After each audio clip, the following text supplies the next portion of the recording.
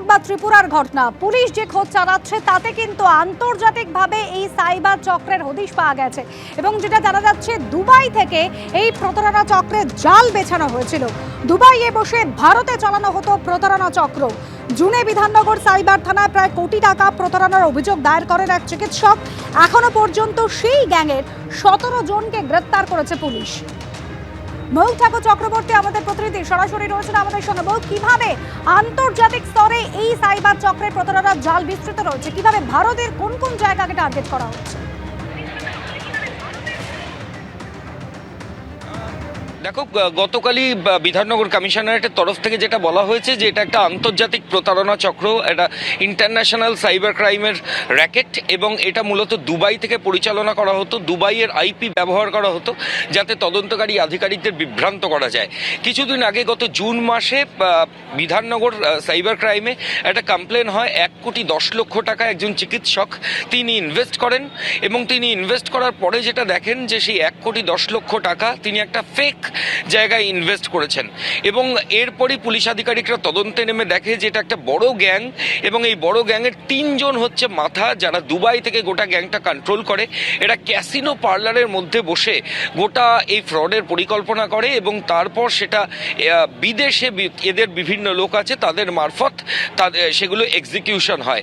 তদন্তকারী আধিকারিকরা বলছেন যে টোটাল ফ্রড অ্যামাউন্টের পরিমাণ প্রায় 200 কোটি টাকারও বেশি। 1,10,00,000 টাকার তদন্তে নেমে 240 কোটি টাকার হদিশ, এই ফ্রডের হদিশ তদন্তকারী আধিকারিকরা পেয়েছেন। বিভিন্ন তথ্য প্রমাণের ভিত্তিতে তদন্ত চলছে। অলরেডি বেশ কয়েকজন অ্যারেস্ট হয়েছে, বাকিদের খোঁজেও পুলিশ আধিকারিকরা বিভিন্ন জায়গায় রেড করছেন আইপি অ্যাড্রেসের সূত্র ধরে। ধন্যবাদ ময়ূর। আন্তর্জাতিক সাইবার চক্রের প্রতারণা চক্রেরও কিন্তু হদিশ পাচ্ছে পুলিশ। যে দুটো ঘটনা আপনাদের জানালাম, বাগুইআটি এবং ত্রিপুরার ক্ষেত্রে ডিজিটাল প্রতারণার শিকার হচ্ছেন প্রত্যেকেই, বিশেষ করে বয়স্ক মানুষরা যারা সেভাবে টেকনোলজিক্যালি অ্যাডভান্স নন। বিশেষ করে ত্রিপুরা অবসরপ্রাপ্ত স্বাস্থ্য অধিকর্তা, তিনিও টেক স্যাভি নন এবং তার ক্ষেত্রেও তাকে বারবার করে ফোন করা হয়েছে, ভয় দেখানো হয়েছে। বিষয়টি জানাজানি হলে প্রবাসী ছেলে মেয়েকে খুনের হুমকি পর্যন্ত দেওয়া হয়েছে এবং তারপর তার কাছ থেকে 70 লক্ষ টাকা হাতিয়ে নেওয়া হয়েছে। অন্যদিকে বাগুইহাটির ঘটনা, সেখানে 12 লক্ষ টাকা প্রতারণার অভিযোগ। আর্থিক তছরূপের মামলায় ভয় দেখিয়ে অ্যাকাউন্ট ফ্রিজ করে দেওয়ার হুমকি দেওয়া হয়েছে। প্রতারকদের বলে দেওয়া অ্যাকাউন্টে 12 লক্ষ টাকা আরটিজিএস করার কিন্তু নির্দেশ দেওয়া হয়।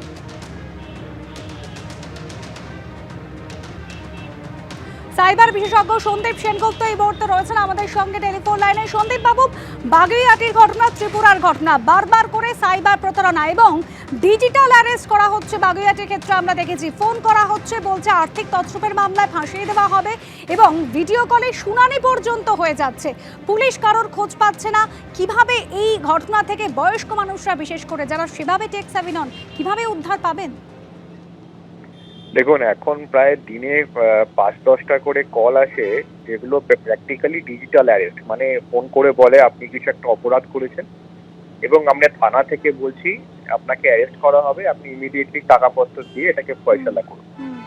এইবার এই কলগুলো প্রথমত ম্যাক্সিমাম দেখা যায় যে ইন্ডিয়ান নাম্বার থেকে আসে না, মানে +65 +66 এইসব নাম্বার থেকে বা 62 এরম নাম্বার থেকে আসে।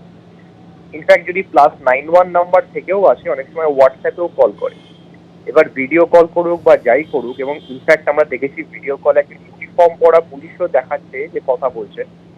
পুলিশ কোনোদিনই ফোনে কাউকে ধমকি দেয় না, কাউকে যোগাযোগ করার চেষ্টা করে না এবং যদি বলা হয় তাহলে থানায় এসে কথা বলতে বলা হয়। কিন্তু মানে 99% কেস কিন্তু পুলিশ ফোন করে কাউকে কখনো কিছু বলে না।